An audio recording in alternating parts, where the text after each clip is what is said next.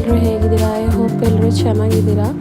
So ನಾನಿಲ್ಲಿ hair oil ಹೇಗೆ ಮಾಡೋದು ಅಂತ ಹೇಳ್ತಾ ಇದ್ದೀನಿ. ಯೂಶ್ವಲಿ ನಾನು ಬಳಸೋದಿದು ಏನಿಲ್ಲ, ಸ್ವಲ್ಪ ಮೆಂತ್ಯ, ಫ್ಲ್ಯಾಕ್ಸ್ ಸೀಡ್ಸು, ರೋಸ್ಮೆರಿ, ಆಮೇಲೆ ಸ್ವಲ್ಪ ಬೆಳ್ಳುಳ್ಳಿ, ಒಂದು ಈರುಳ್ಳಿ, ಕೊಲ್ಲಂಜಿ, ವಿಟಮಿನ್ ಇ, ಲ್ಯಾವೆಂಡರ್ ಆಯಿಲು, 4 ಲವಂಗ ಮತ್ತು 4 ಬಾದಾಮಿ ತೊಗೊಂಡಿದ್ದೀನಿ.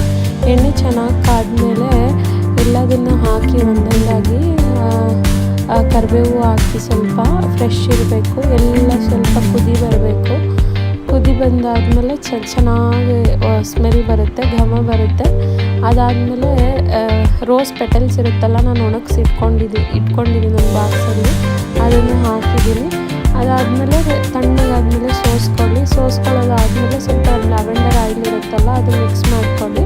ಆಮೇಲೆ ವಿಟಮಿನ್ ಇ ಕ್ಯಾಪ್ಸೂಲ್ ಹಾಕಿ ಅದಾದಮೇಲೆ ಡಬ್ಬದಲ್ಲಾಗಿ ಎತ್ತಿಟ್ಕೊಳ್ಳಿ. ಸೋಸಿರ್ತೀರಲ್ಲ ಆ ಕರಿಬೇವು ಅದನ್ನೆಲ್ಲ, ಅದನ್ನು ಒಂದು ಡಬ್ಬದಲ್ಲಿ ಹಾಕಿ ಎತ್ತಿಟ್ಕೊಳ್ಳಿ. ನೆಕ್ಸ್ಟ್ ಏನು ಮಾಡಬೇಕು ಅಂತ